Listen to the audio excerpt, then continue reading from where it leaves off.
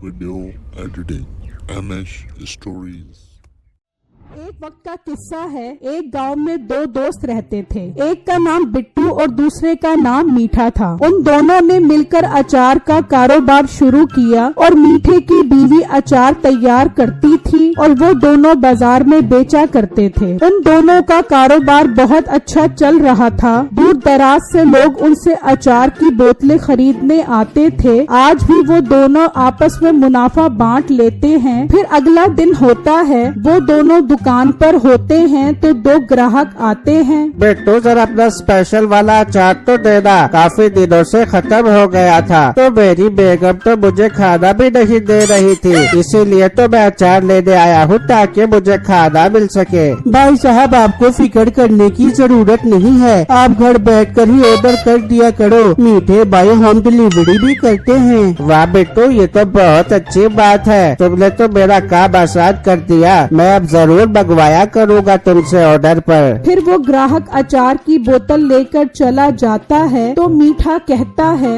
मोटे, तूने मुझे क्या नौकर समझा है? इतनी गर्मी में मुझसे दुकान पर बैठा नहीं जाता तो घर घर क्या खाक लेकर जाऊंगा। मीठे भाई, अगर हम कारोबार ठीक नहीं करेंगे तो कामयाब कैसे होंगे? आप दुकान पर कम आते हो और अगर मैं दुकान छोड़कर डिलीवरी पर जाऊंगा तो पीछे दुकान का क्या होगा? अच्छा, बस ठीक है, ज्यादा कारोबार मुझे मत सिखा। मीठे भाई, गुस्सा न करो और आज ये पार्सल पहुंचा दो। मैंने इस पर मुकम्मल पता लिख दिया है। मीठे को काफी नींद आ रही होती है तो वो दिल ही दिल में सोचता है, सारा दिन यहाँ बैठने से अच्छा है मैं ये पार्सल पहुँचाऊँ और घर जाकर आराम करूँ। आज गर्मी वैसे भी बहुत ज्यादा है। क्या सोच रहे हो मीठे भाई? कुछ नहीं, बस यही सोच रहा हूँ, जाना तो पड़ेगा, आखिर कारोबार को कामयाब जो करना है। फिर मीठा अचार लेकर निकलता है और कुछ ही देर में एक घर के पास आता है और घर का दरवाजा बजाता है तो दरवाजा खुल जाता है तो मीठा घर के अंदर घुस जाता है। वाह वाह, आज तो मेरे मजे हो गए। घर तो काफी शानदार लग रहा है, यानी इधर काफी माल होगा। घर पर कोई नहीं है, इसका फायदा उठाना पड़ेगा।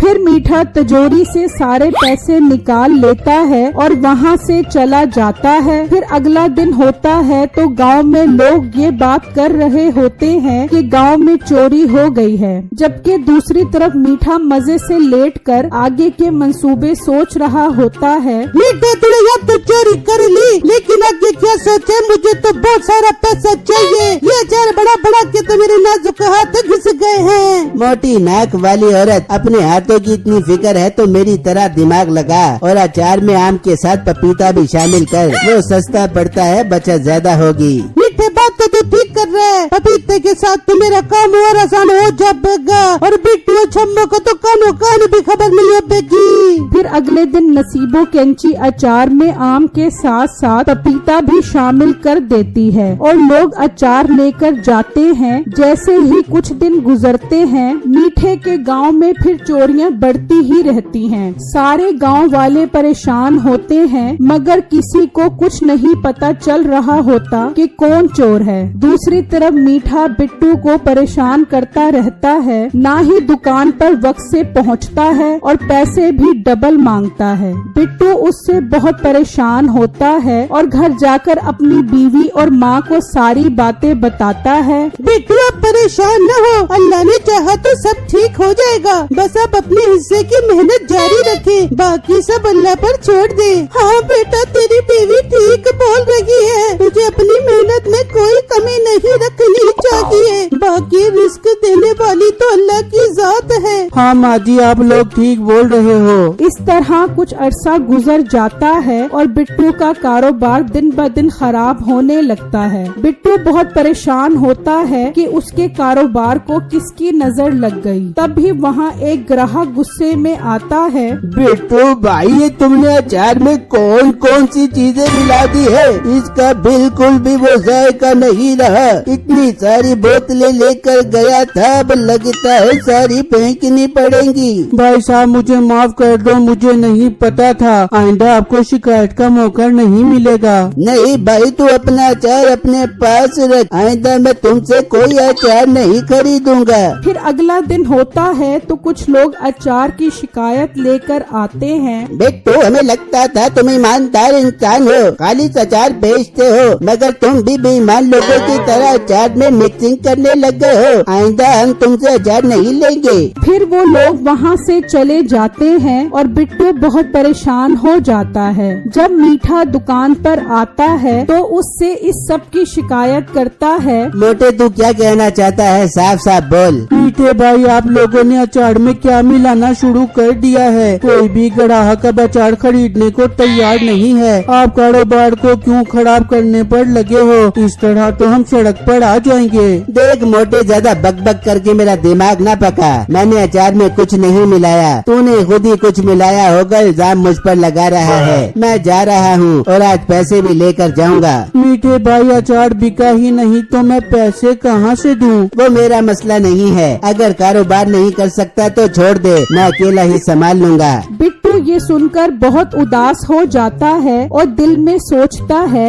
इस दुकान को चलाने के लिए मैंने दिन रात मेहनत की है। अगर मीठे भाई आपकी यही मर्जी है तो ठीक है, मुझे भी आपकी कोई जरूरत नहीं। मोटे गेंडे किस सोच में पड़ गया है? ठीक है मीठे भाई, मुझे भी आपके साथ काम नहीं करना। ये कहकर बिट्टू वहाँ से चला जाता है और घर आकर माँ और बीवी को सब बताता है। बिट्टू, अब परेशान मत हो, हम खुद अपना अलग कारोबार शुरू करते हैं। बेटा, मुझे तुझ पर फख्र है, तू ईमानदार और मेहनती है। देखना तेरा कारोबार दिन दोगुनी और रात चौगुनी तरक्की करेगा। बेटा, मेरे पास कुछ पैसे पड़े हैं, उसमें काम बन जाएगा। ठीक है, मैं कल ही जाकर कुछ सामान लेकर आऊँगा, लेकिन हम बोतल कहाँ से लाएंगे अचार वाली? बिट्टू, मैं कल नसीबों के घर से अपनी सारी अचार की बोतलें लेकर आती हूँ, आप फिक्र मत करें। फिर अगले दिन जब छम्मो नसीबों के घर जाती है तो देखती है नसीबों अचार में आम की जगह भर भर कर पपीता मिला रही होती है। अच्छा, तो इसी वजह से हमारे अचार की दुकान ठप हो गई है, क्योंकि नसीबों अचार में मिलावट कर रही है।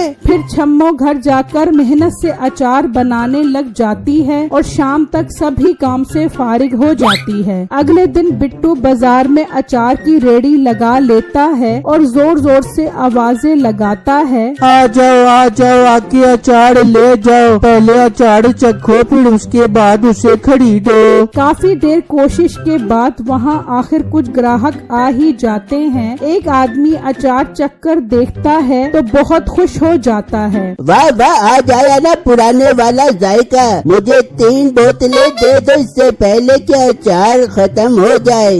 इस तरह बिट्टू की दुकान पर रश लग जाता है और शाम हो जाती है, जबकि मीठे की दुकान पर कोई नहीं जाता। मीठे को बहुत गुस्सा आता है। अचार तो बिका नहीं, आज फिर चोरी ही करनी पड़ेगी। फिर मीठा चोरी के इरादे से निकलता है और घर में घुसता है जो बहुत खूबसूरत होता है। वो चोरी करने आगे बढ़ता है तो एक गिलास में शरबत नजर आता है। लगता है किसी ने इतने मजे का शरबत यूं ही छोड़ दिया है, मैं पी लेता हूँ, बहुत गर्मी है। मीठा वो शरबत पीने लग जाता है तो उसे नींद आने लग जाती है और वो वहीं सो जाता है। जब सुबह उसकी आंख खुलती है तो वो रस्सियों से बंधा होता है। सभी लोग उसके पास खड़े होते हैं और मकान का मालिक सबको बताता है, गांव वालों, मैंने बढ़ती हुई चोरी को देखकर शरबत में नींद की दवा मिला दी थी कि अगर चोर मेरे घर आया तो वो इसे पीकर बेहोश हो जाएगा, और आखिर में चोर को पकड़ने में कामयाब हो गया।